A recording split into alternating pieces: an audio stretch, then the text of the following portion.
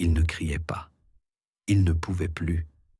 Sa langue était enflée, sa gorge était ulcérée, et le pus coulait derrière le col de sa mitre brodée.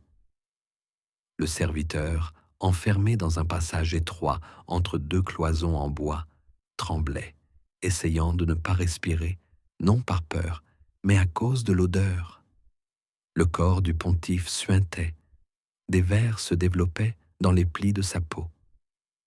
Le pape Innocent IV respirait encore, mais selon le médecin, la mort vivait déjà en lui comme dans une maison habitée depuis longtemps et solidement établie.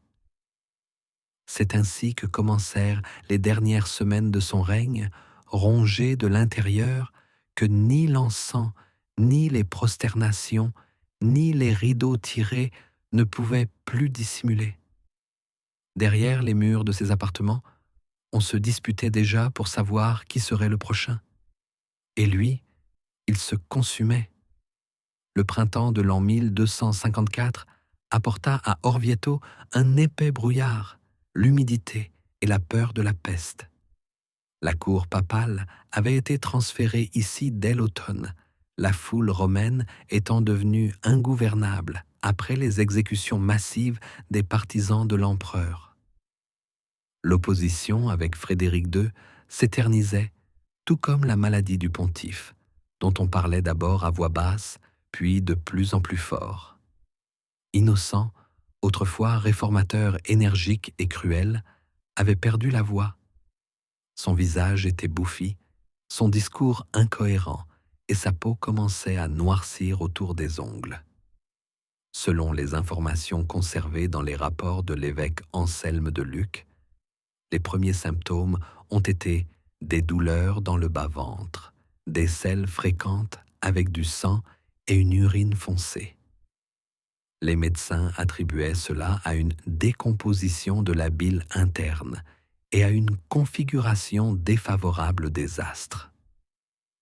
Des saignées rituelles étaient pratiquées.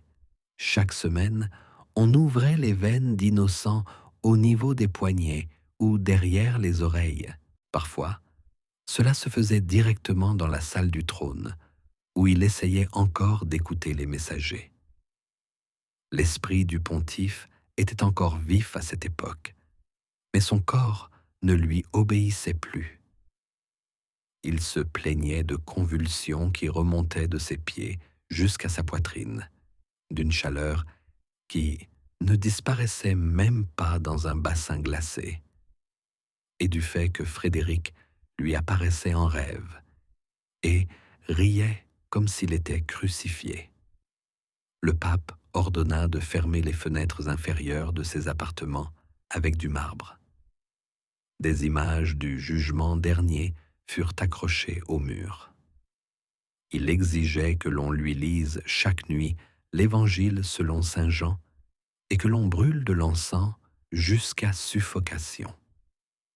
Seul son confesseur, son médecin et 2 serviteurs étaient autorisés à entrer dans sa chambre. L'un d'eux, Guido, âgé de 30 ans et originaire de Piacenza, raconta plus tard lors d'un interrogatoire que des larves sortaient du matelas du pontife, qu'il ramassait avec des pincettes et jetait dans la cheminée, mais chaque matin, elles étaient plus nombreuses.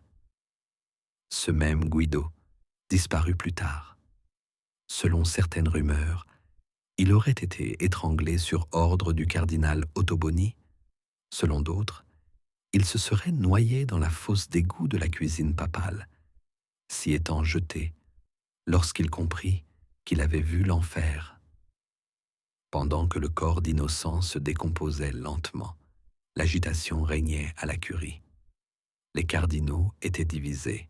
Certains soutenaient l'ancienne politique contre l'empereur. D'autres voulaient une trêve rapide. Le cardinal Giulio Savelli, un homme au visage d'ascète et aux mains d'usurier, était particulièrement actif.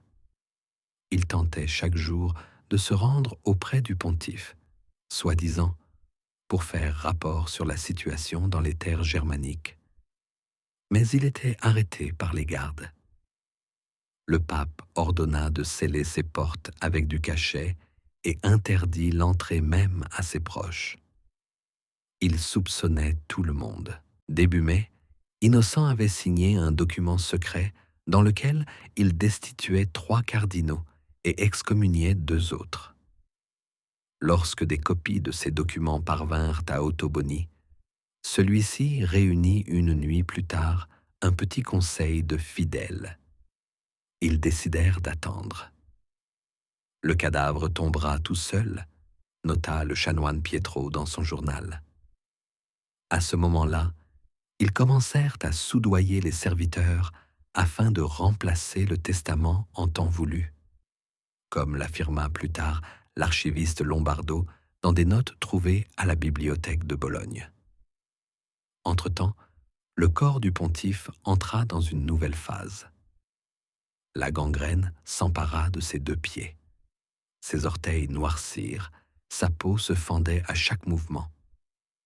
Les médecins, parmi lesquels se trouvait le célèbre maître en médecine Ranieri de Spolète, prescrivirent des frictions à base de vinaigre, de miel et de soufre. Ils utilisèrent également des sangsues séchées, qu'ils brûlaient avant de les appliquer sur l'aine et les aisselles. Rien n'y faisait. La fièvre ne baissait pas. Selon le chanoine Gianni, l'odeur de cadavre était telle que même l'encens ne pouvait la masquer. On a commencé à panser le pape 5 fois par jour, mais le pus rongeait les bandages en quelques heures. Au cours de la 4e semaine de mai, Innocent a cessé de se lever. On le transportait de son lit à un fauteuil à l'aide de sangles. Il ne parlait plus distinctement. Il ne faisait que crier des prières entrecoupées de délire. L'un des médecins nota: il appelle la Vierge, puis, 1 minute plus tard, il réclame une épée pour exécuter tous les traîtres. Ensuite, il gémit comme s'il était en train d'être brûlé vif. Une fois, pendant une crise, il s'est enfoncé les dents dans la main, laissant une cicatrice sur son cadavre qui a été consignée par le chroniqueur Martini comme une trace de folie dont même la dignité ecclésiastique ne peut sauver. Personne ne l'appelait plus sainteté. Derrière les portes, on murmurait « Il est pourri ». La nuit, des prêtres venaient dans ses appartements, non pas pour prier, mais pour savoir en secret s'il avait signé un testament en faveur de quelqu'un. Le pontife ne pouvait plus tenir une plume. Les notes étaient prises à sa demande, mais elles devenaient chaque jour moins lisibles. L'un de ces actes, daté dernier dimanche avant la Trinité, porte une signature composée de 2 gribouillis et d'une annotation. La main du pontife est en convulsion. Les médecins proposèrent l'amputation des 2 pieds, mais le pape refusa. Il ordonna qu'on lui verse dans la bouche une infusion d'opium et de rue. Il tomba ensuite dans un coma qui dura 3 jours. Un liquide nauséabond s'écoulait de son nez et de ses oreilles. À son réveil, son regard était trouble. Il ne reconnaissait plus personne, à l'exception du jeune novice Matteo, qu'il appelait, selon certains, du nom de son frère décédé. Des témoins affirment qu'à cette époque, il murmurait sans cesse « Non sum dignus », je ne suis pas digne, bien qu'il le répète dans un dialecte corrompu, mêlé à des fragments incohérents de psaumes. Sa peur du jugement divin devint paranoïaque.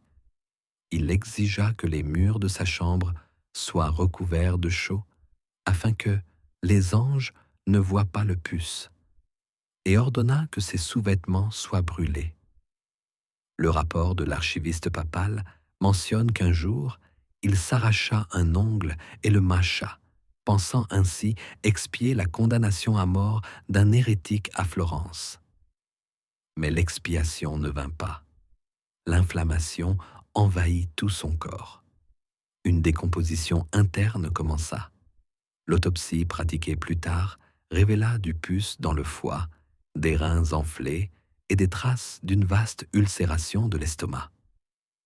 Les derniers jours furent accompagnés de mictions douloureuses avec des calculs, du sang et de fortes douleurs.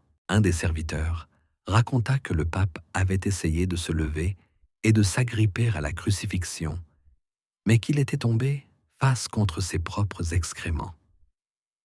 On ne le releva pas pendant près d'une demi-heure. 2 jours après cette chute, les convulsions ont commencé. Ses yeux se sont retournés. Il a expiré convulsivement, dans un râle, comme si son estomac se retournait. Après sa mort, son corps a gonflé à vue d'œil. Il était déjà impossible de l'embaumer. Sa peau se déchirait. La femme de chambre, à qui on avait ordonné de changer les vêtements pontificaux pour des vêtements funéraires, s'évanouit. Bientôt, un brouhaha s'éleva derrière les portes. La nouvelle se répandit plus vite que l'annonce officielle. La ville fut submergée de rumeurs, la curie d'intrigues. À l'aube, après sa mort, les portes furent enfoncées brutalement. Les gardes frappèrent les serrures avec leurs baïonnettes. Une odeur si nauséabonde régnait dans les appartements que même les gardes s'éloignaient en se couvrant le visage avec un tissu. Le corps, gonflé comme un sac, gisait sur le sol, étendu, couvert de taches jaunes et bleu foncé. Le tissu blanc qui enveloppait le torse était imprégné d'un liquide noir. La chair se détachait des os lorsqu'on essayait de le soulever. Un serviteur qui toucha le poignet du défunt poussa un cri. La peau s'était décollée en lambeaux, comme du papier détrempé. Il fallut près d'une journée pour nettoyer la dépouille. On retira d'abord les draps, puis tout le revêtement en bois, dont une partie dut être brûlée dans la cour arrière. Le sol en marbre de la chambre fut nettoyé à la lessive de soude pour enlever les traces de pus, mais l'odeur persista. Les murs furent recrépis. Tout ce que le pontife avait touché au cours des dernières semaines fut soit brûlé, soit enterré dans une partie fermée du jardin papal. Les prêtres refusèrent de célébrer la liturgie sur le corps tant qu'il n'avait pas été placé dans un sarcophage de plomb, fabriqué à la hâte par les forgerons locaux. Pendant que la garde surveillait les couloirs, la première réunion des cardinaux s'est ouverte dans la salle de réunion, l'ancienne salle à manger du monastère d'Orvieto. Elle s'est déroulée sans communion. 3 cardinaux étaient absents. Les autres étaient assis dans leurs manteaux rouges, mais sans croix. Dès les premières heures, la lutte commença.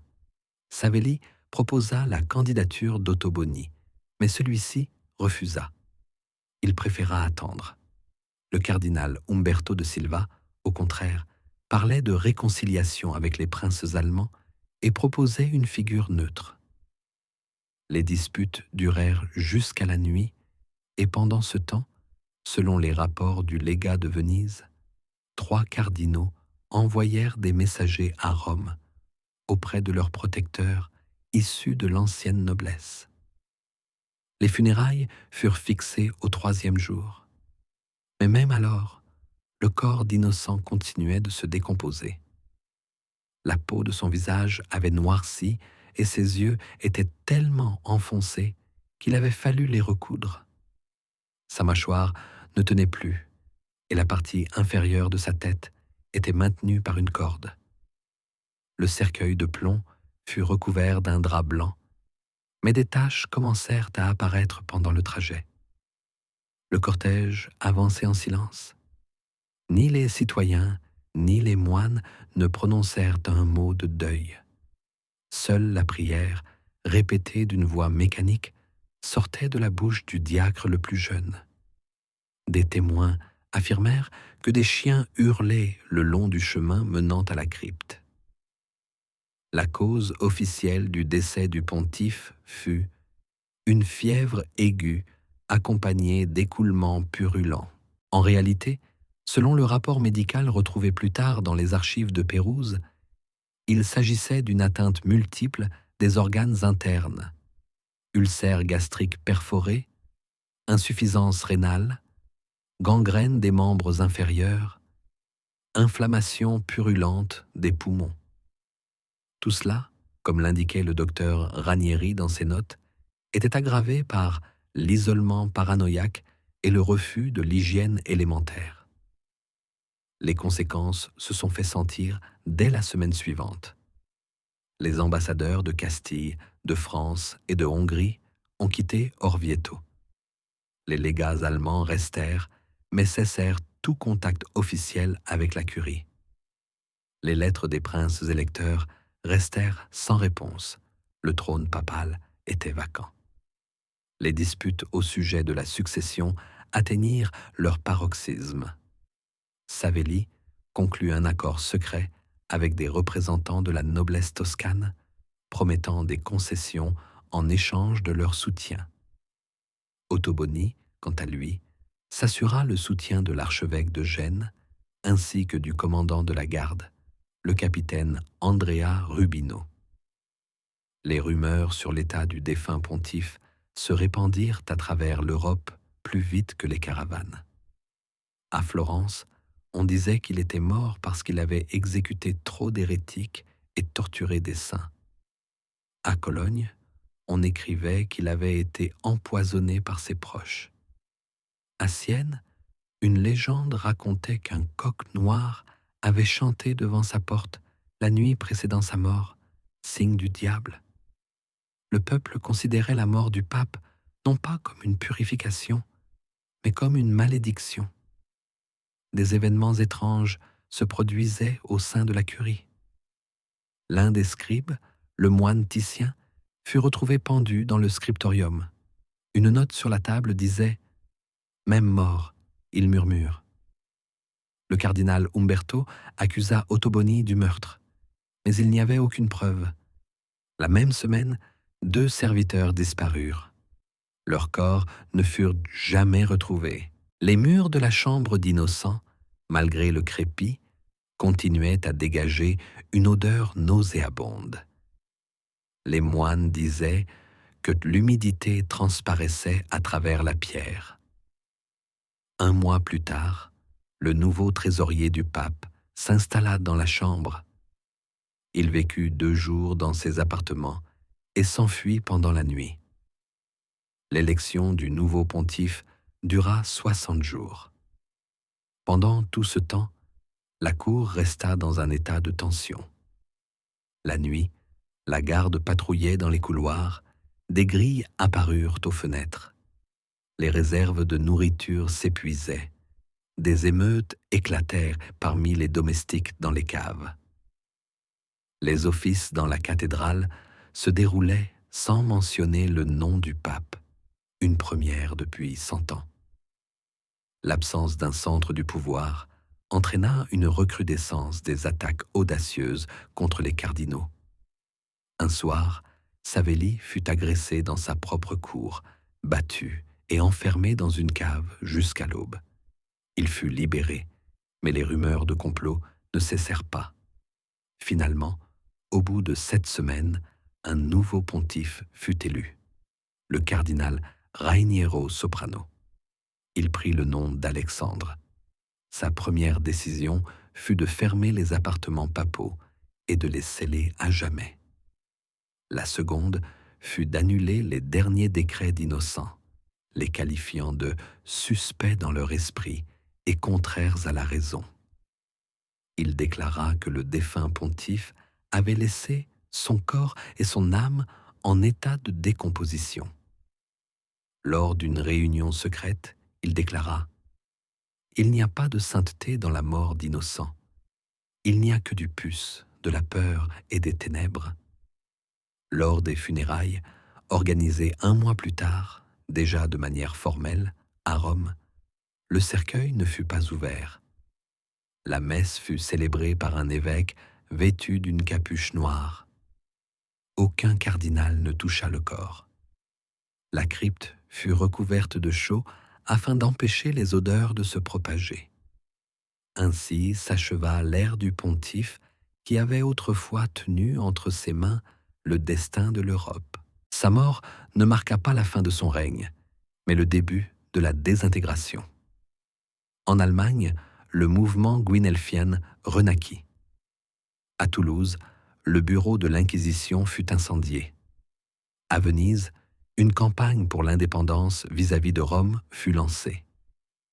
Même au Vatican, des révisions furent entreprises. Il fut reconnu que de nombreuses condamnations à mort et anathèmes avaient été signées dans un état de délire fébrile. Le peuple ne se souvenait pas de lui comme d'un homme juste, mais comme d'un roi des prières en décomposition. On évitait de prononcer son nom dans les sermons. La seule statue érigée en son honneur à la Spezia fut démolie 2 ans plus tard. Certains de ces décrets furent retirés des archives, considérés comme le fruit d'un esprit impur. C'est ainsi que mourut Innocent Caca, non dans la gloire de la sainteté, mais dans la pourriture, sous les murmures de ses serviteurs, dans une maison où les bougies ne s'éteignaient pas, car la mort était déjà entrée et s'était assise à ses côtés. Il a pourri de son vivant, et avec lui une partie de cette Église qu'il voulait purifier. Son cercueil est enterré profondément, mais l'odeur est restée dans les mémoires, dans les chroniques, dans les murs, que ni le cendrier ni le repentir ne peuvent purifier.